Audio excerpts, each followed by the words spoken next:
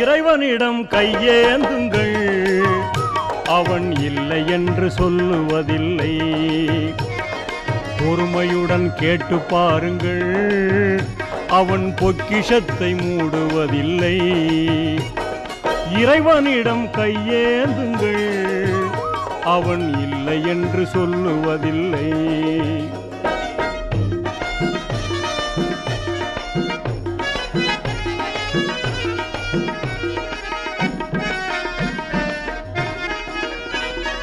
இல்லை என்று சொல்லும் மனம் இல்லாதவன், ஈடு இணை இல்லாத கருணை உள்ளவன், இன்னல் பட்டு எழும் குரலை கேட்கின்றவன், எண்ணங்களை இதயங்களை பார்க்கின்றவன்.